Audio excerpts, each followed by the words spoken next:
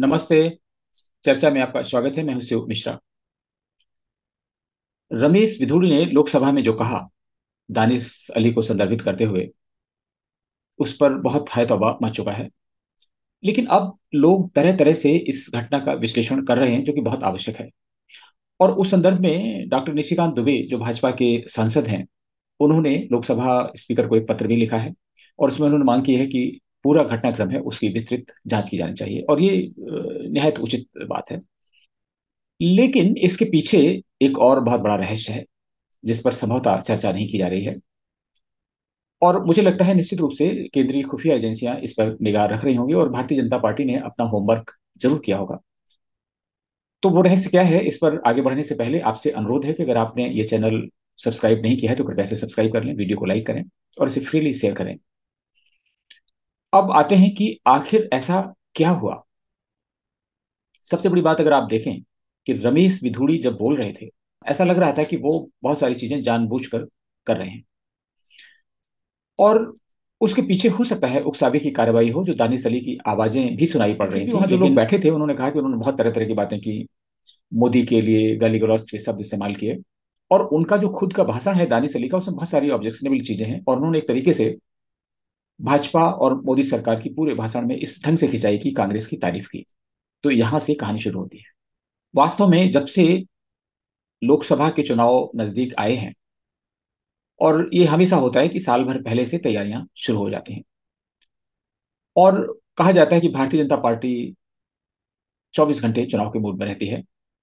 तो राहुल गांधी ने एक उनसे शिक्षा ले ली है कि वो भी हमेशा सोते जागते चुनाव के मूड में रहते हैं। और राहुल गांधी ने इस समय जो यात्राएं की, अमेरिका की, यूरोप की, और जो भारत जोड़ो यात्रा की, उन सब का मकसद भी चुनाव था। लेकिन इन सब पर एक निगाह डालते हैं। तो दानिश अली के बारे में सभी को मालूम है कि वो एक ऐसे साफ सुथरे राजनीतिक नहीं है जिनके बारे में बहुत अफसोस किया जाए।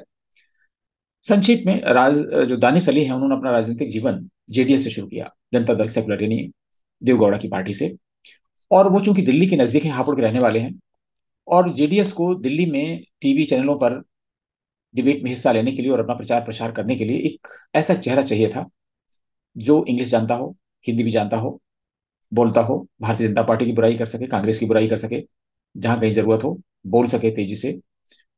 और अगर वो अल्पसंख्यक हो, दलित हो, तो सोने में सुहागा। इस तरीके से इनका चुनाव हुआ था जेडीएस के लिए, और जेडीएस ने और अपने यहाँ पार्टी पदाधिकारी भी बनाया। बीच में लोकसभा के चुनाव आए तो मायावती के खेमे में पहुंच गए, क्योंकि ऐसे लोग शिकारी टाइप के लोग होते हैं, इनको जहां कहीं स्वार्थ होगा, जहां कहीं भी फायदा मिलता नजर आएगा, वहां पहुंच जाएंगे। तो दानिश अली ने जो किया, वो कोई बहुत बड़ी ऐसी चीज नहीं है, राजनीति में ऐसा चल रहा है।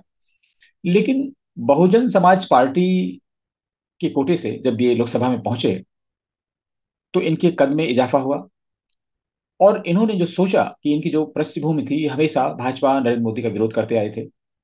और टीवी डिबेट में जिन लोगों ने देखा होगा, मैं उसमें बहुत डिटेल में नहीं जा रहा हूँ, टाइम्स नाउ पर, रिपब्लिक पर, जहां कहीं भी ये जाते थे, इन्होंने इस तरह की बातें की है, वो शायद एक किसी सामान्य व्यक्ति से अपेक्षा नहीं की जा सकती। लेकिन भारत में मुस्लिमों को, अल्पसंख्यकों को एक विशेष दर्जा मिला हुआ, तो कुछ भी कह के निकल जाते हैं। और अगर हिंदुओं में कोई कहता है तो उसका हाल नूपुर जैसा हो सकता है। तो दानिश अली भी उसी प्रकृति के व्यक्ति हैं, जो कुछ से कुछ करा सकते हैं। और अभी हाल ही में ये घटना भी किसी से छिपी नहीं, लोगों को मालूम हो गया होगा कि अमरोहा रेलवे स्टेशन पर जो रेलवे का उन्नयन हुआ, रेलवे स्टेशन का, उसमें प्रधानमंत्री मोदी कई स्टेशनों का एक साथ शुभारंभ कर रहे थे, इनॉग्रेशन कर रहे थे, जो भी मॉडिफिकेशन हुआ उन स्टेशनों का। उसमें ये भी एक था, अमरोहा, जो उनके उनका चुनाव क्षेत्र है दानिश अली का। तो स्वाभाविक रूप से जो सांसद हैं स्थानीय, उनको भी उसमें आना था, वो आए। लेकिन इसके साथ में भाजपा के पूर्व विधायक और तमाम सारे कार्यकर्ता भी जुड़े हुए थे। इस फंक्शन में वीडियो से रेल मंत्री जुड़े, प्रधानमंत्री जुड़े, और उससे पहले जब ये शुरू हुआ तो वहां स्टेज पर ये मौजूद थे। लेकिन एक वक्ता थे, सरदार जी, उन्होंने भारत माता की जय के नारे लगाए, कार्यकर्ता भी जय के नारे लगाए। तो वो सबसे पहले तो ये उठे और उन्होंने इसका विरोध किया। आप समझे, अभी तक तो वंदे मातरम का लोग विरोध करते थे, अब भारत माता की जय के भी विरोध होने लगे हैं। और दानिश अली ने कहा कि भाई, भारत एक धर्मनिरपेक्ष देश है, और ये सरकारी कार्यक्रम है। तो सरकारी कार्यक्रम है, पार्टी का कार्यक्रम नहीं, तो उसमें भारत माता की जय के नारे क्यों लगाए जाए। और बहुत ही सीन क्रिएट कर दिया, पूरा प्रोग्राम अस्त व्यस्त हो गया और पूरा खराब कर दिया। और मीडिया में प्रोग्राम कम, दानिश अली ज्यादा छा गए। और उस समय से बहुत सारी चीजें हो रही थी। दूसरी एक और चीज है दानिश अली ये जानते थे कि बसपा से जो वो जीत कर आए हैं वह एक ऐसा सुअवसर था जिसमें सपा और बसपा का गठबंधन था। बसपा को 10 सीटें मिल गई थी, सपा बहुत 4 या 5 सीटों पर निपट गई थी। और बसपा को ये जो दोहराव है अपनी सफलता का शायद संभव नहीं होता था, इसलिए दानिश अली इधर उधर भी हाथ पैर मार रहे थे। इन्होंने समाजवादी पार्टी और राष्ट्रीय लोकदल का गठबंधन है उसमें भी बात की। और बताया जाता है कि जो राष्ट्रीय लोकदल से इनके काफी निकट के संबंध भी हैं। एक और बड़ी चीज है कि मुस्लिमों का सबसे बड़ी शरण स्थली है कांग्रेस। और आज से नहीं है, वो आजादी की पहले से है और लगातार चली आ रही है। विभाजन के बाद भी जितने भी पाकिस्तान की डिमांड करने वाले मुस्लिम नेता थे वो सारे के सारे कांग्रेस में शामिल हो गए। बहुत सारे मुस्लिम लीग के नेता थे वो भी कांग्रेस में शामिल हो गए। और कुछ लोगों ने मुस्लिम लीग को जिंदा करने के उद्देश्य से इंडियन मुस्लिम लगा के इंडियन मुस्लिम को जिंदा रखा। तो कहने का मतलब कि कांग्रेस भी ऐसे लोगों की स्थायी रूप से शरण स्थली है। दानिश अली ने वहां भी बात कर रखी थी। खैर, ये घटना हुई और इस घटना को हाथों हाथ कांग्रेस ने लपक लिया, सारे विपक्ष ने लपक लिया। आप देखें कि सारा विपक्ष एक स्वर से भाजपा के पीछे पड़ गया है और रमेश विधुड़ के पीछे पड़ गया है। कुछ लोगों ने तो कहा कि भाजपा में मोदी से बगैर पूछे पत्ता भी नहीं हिलता। तो निश्चित रूप से जो उन्होंने रमेश विधुड़ ने कहा है वो मोदी के शब्द हैं। मतलब लोग इतना तक उतर आते हैं, ये राजनीतिक स्वार्थ पड़ता है, ये तो सही नहीं हो सकता। लेकिन एक सबसे बड़ी बात है जिस पर पूरे देशवासियों को विचार करना चाहिए और खासतौर से हिंदुओं को तो इसे बिल्कुल देखना चाहिए। लोग कहते हैं कि इस्लाम पूरी तरह से राजनीतिक होता है, ये धर्म कम राजनीति का मंच ज्यादा है। तो राजनीतिक इस्लाम की विशेषता देखिए कि कश्मीर से कन्याकुमारी तक और कच्छ से कामरूप तक चारों दिशाओं से जितने भी मुस्लिम नेता थे, सामान्य मुस्लिम थे, उन्होंने हुंकार लगानी शुरू की और बहुत ही उन्मादी भाषण शुरू हो गए। और जो स्थापित नेता हैं और जो नेता स्थापित बने रहने के लिए अपने आप को सुर्खियों में बनाए रखने के लिए कोशिश करते रहते हैं, उन्होंने तो हद पार कर दी। आप देखें कि ओवैसी ने क्या क्या नहीं कहा, अभी भी कहते जा रहे हैं। और इसमें उमर अब्दुल्ला से लेके पीडीएफ की महबूबा मुफ्ती ने भी खूब हाथ साफ किए। सारे नेता कांग्रेस के हैं वो भी आ गए। और राहुल गांधी ने तो गले लगाया, वहां मिले। और बातें कुछ हो गई होंगी क्योंकि दानिश अली भी बहाना ढूंढ रहे थे, वो रोए, आंसू बहाए, सब कुछ कहा कि अरे ये है वो है। आपने देखा कि दानिश अली जिस ढंग से रोए और पूरा ड्रामा कैमरे के सामने किया, वो तो प्रायोजित हो सकता है। रमेश विधुड़ का भाषण प्रायोजित हो न हो, उनकी गालियां प्रायोजित हो न हो, लेकिन दानिश अली के आंसू निश्चित रूप से प्रायोजित हैं। अब आते हैं कि क्यों प्रायोजित हैं और इनका क्या उद्देश्य है। राहुल गांधी क्यों खटाक से उठे और चले गए, तमाम नेता आज भी पहुंचे, सारे नेता क्यों गोलमंद हो गए, इसमें कोई रहस्य नहीं, क्योंकि सारे नेता भारत में मुस्लिम वोटों के लिए ललायत रहते हैं। आजकल तो तथाकथित हिंदूवादी बीजेपी है वो भी पीछे पड़ी हुई है, पसमानदा और वहाबी और सूफी सम्मेलन करके कि शायद उनको कुछ वोट मिलेंगे। तो इसलिए इसमें कुछ भी आश्चर्यजनक नहीं, सारी क्षेत्रीय दल जितने भी हैं जो घोषित रूप से मुस्लिम परस्त दल हैं, समाजवादी पार्टी है, आरजेडी है, जेडीयू है, बीआरएस है, इन सभी ने निंदा की। और तमिलनाडु में तो आप जानते हैं सनातन के पीछे पड़े हुए हैं, वो भी एक है, तो वहां से भी बहुत सारी चीजें आई। अब इसकी कड़ियां जुड़ती हैं चुनाव से। आपने देखा होगा कि राहुल गांधी 2 बार गए, अमेरिका और यूरोप में गए। उनकी जो मीटिंग है वो किसने प्रायोजित की, वो सारे के सारे मुस्लिम संगठन हैं। आईएसआई प्रायोजित संगठन है, पाकिस्तान समर्थित संगठन है। और उसमें ऐसे संगठन भी शामिल हैं जिनको अरब देशों से बड़ी मात्रा में पैसा मिलता है। और उसमें और तो और अफगानिस्तान के लोग भी शामिल हैं। तो अब ये चीजें मीडिया भारत में नहीं बताता है। राहुल गांधी जो कहते हैं उसको तमाम प्रचार प्रसार भारत में मिलता है। यूरोप में जिससे बात की, ब्रुसेल्स में जिससे बात की, इससे बात की, सारी चीजें आती हैं। लेकिन उन्हें कौन प्रायोजित कर रहा है। तो thanks to this info lab America की, जिसने इस सारे रहस्य से पर्दा उठाया और वो जितने भी संगठन इनके पीछे हैं उनका कच्चा चिट्ठा खोल दिया। तो ये तो चीज है। अब वो संगठन, उनको पैसा कहाँ से मिलता है, पाकिस्तान की हालत बहुत खराब है। तो पैसा तो जॉर्ज सोरोस का है। और जॉर्ज सोरोस ने कसम खा रखी है कि मोदी को हटाना है, तो इसलिए साल भर से करीब ये पूरा प्रयोग चल रहा है। और राहुल गांधी कंधा है। राहुल गांधी को सत्ता चाहिए, कांग्रेस को सत्ता चाहिए। बिना सत्ता के वो पानी बिना मछली की तरह तड़प रहे हैं। और पहली बार है कि कोई विपक्षी पार्टी की सरकार 10 साल तक लगातार बनी है और पूर्ण बहुमत की सरकार बनी है। और इससे कांग्रेस ही नहीं, कांग्रेस के अंतर्राष्ट्रीय सहयोगी जिन्होंने भारत से बहुत फायदा उठाया है, कांग्रेस को एक्सप्लॉइट करके, क्योंकि कांग्रेस को इस देश से तो कोई लेना देना नहीं है। उनकी राष्ट्रभक्ति इस देश के साथ अगर होती तो भारत की आज ये स्थिति नहीं होती। और जब नेहरू ने ही देश की एकता अखंडता पर ध्यान नहीं दिया, प्रधानमंत्री बनने के लिए देश का बंटवारा स्वीकार कर लिया, तो राहुल गांधी क्या चीज है?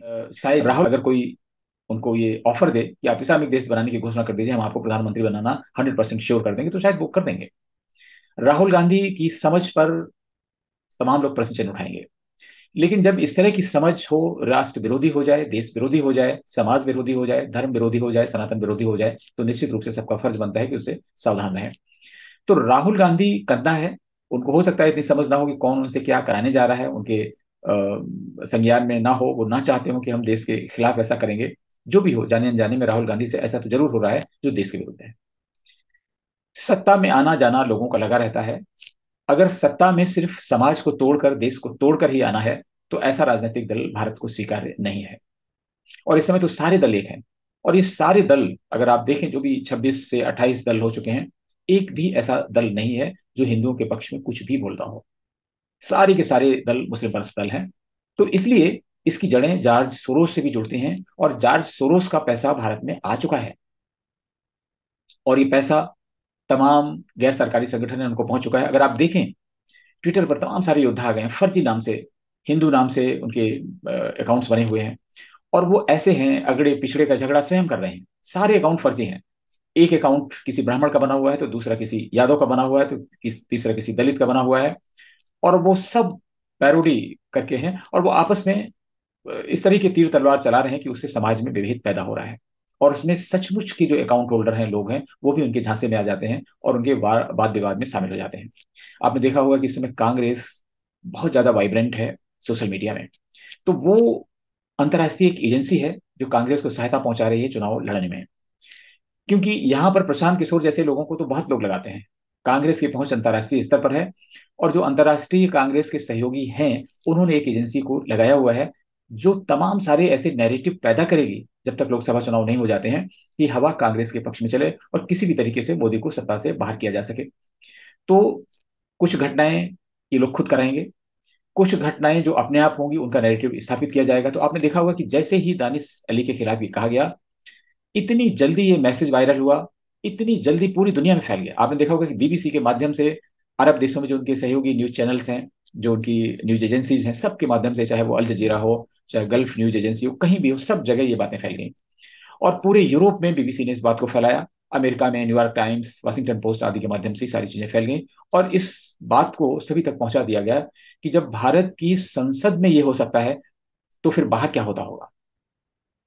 और फिर बराक ओबामा का जो बयान है उसकी याद दिलाई जाती है।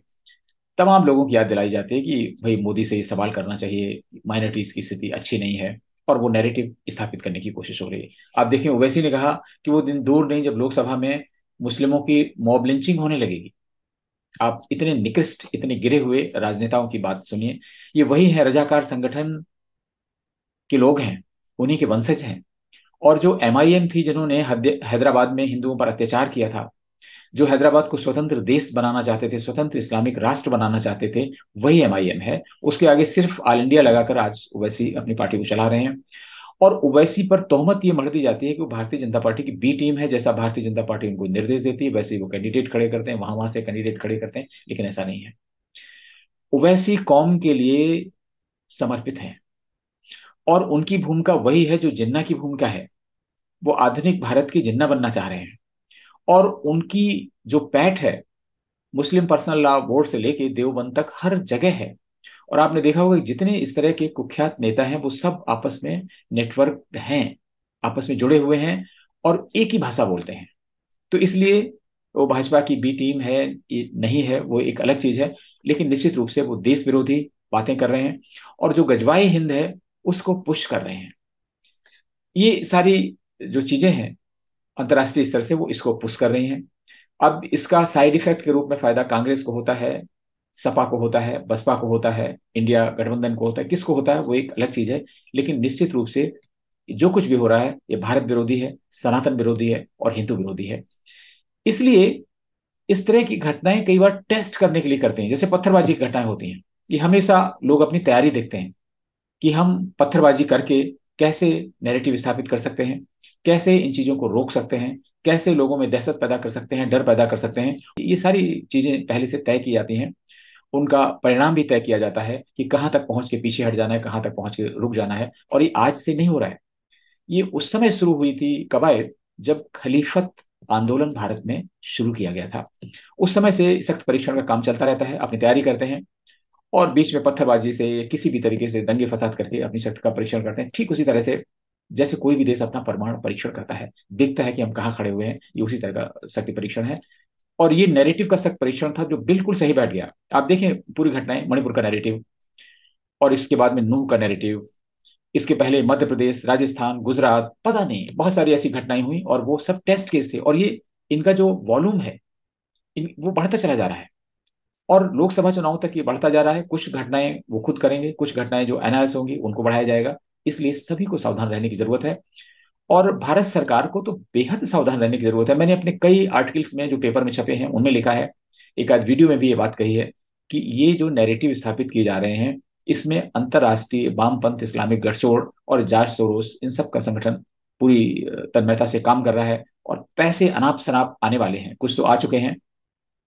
और वैसे नेताओं की अ, जो भाषा है और वाणी चेंज हो रही है। आपने देखा होगा उत्तर प्रदेश में स्वामी प्रसाद मौर्य लगे हुए हैं, बिहार में शिक्षा मंत्री हैं वो भी लगे हुए हैं, कैसे सनातन धर्म के विरोध में हैं। और तमिलनाडु में तो सत्ताधारी पार्टी, वहां के मुख्यमंत्री भी उसमें शामिल हैं, उनका बेटा कुछ बोल रहा है और मुख्यमंत्री उसको जस्टिफाई कर रहे हैं, उनकी पार्टी के कई नेता भी उसमें शामिल हो जा रहे हैं। कुल मिला के अगर आप देखें तो ये माहौल किस तरह का है, ये अंतर्राष्ट्रीय जो गठजोड़ है भारत विरोधी, उसके इशारे पर सारे लोग चल रहे हैं। और मुझे नहीं समझ में आ रहा है कि भारतीय खुफिया एजेंसियों को ये बात क्यों नहीं पता चलती है और इस नैरेटिव को तोड़ने के लिए, इन संगठनों के खिलाफ कोई कार्रवाई करने के लिए भारत सरकार कोई सख्त कदम क्यों नहीं उठाती है। और मोदी सरकार को सोचना चाहिए कहीं ऐसा ना हो कि बहुत देर हो जाए और मोदी को वाकई सत्ता छोड़नी पड़ जाए। वो नैरेटिव ये भी स्थापित किया जाएगा कि मोदी मोदी की रेटिंग बहुत आगे चल रही है और ये है, राहुल गांधी की इतनी चल रही है, तमाम सारी ऐसे किए जाएंगे, पोल प्रोडिक्शंस किए जाएंगे। इनसे सावधान रहने की जरूरत है और हमें ग्राउंड रियलिटीज को पहचाना होगा कि वाकई स्थिति क्या है, कहाँ जा रही है और 2024 का चुनाव परिणाम क्या हो सकता है। हमें ये चीज याद रखनी है कि 2024 के चुनाव में अगर भारतीय जनता पार्टी सत्ता में नहीं आती है, इस देश का बहुत बड़ा अनिष्ट होगा, सनातन समाज का, हिंदुओं का बहुत बड़ा अनिष्ट होगा। ऐसा नहीं है कि भाजपा हिंदुओं के लिए बहुत कुछ कर रही है या करने जा रही है या करेगी। कम से कम जो गजवाई हिंद की गाड़ी है वो धीमे धीमे बढ़ रही है। अगर कांग्रेस आ गई या कोई और पार्टी आ गई तो ये इस कौम से ओबलाइज फील करेंगे और ये गजवाई हिंद की गाड़ी सर पर दौड़ेगी। और इसके बाद भारत की उम्र कितनी बचेगी, कब तक इस्लामिक राष्ट्र बनेगा, कहीं ऐसा ना हो कि 2047 तक, जब तक कि विकसित राष्ट्र बनने जा रहा है, उसके पहले ये इस्लामिक राष्ट्र बन जाए। तो सावधान रहिए, सोचिए, विचारिए और उस हिसाब से काम करिए। नमस्कार। फिर किसी ज्वलंत मुद्दे पर आपसे बात होगी, तब तक के लिए आज्ञा दीजिए।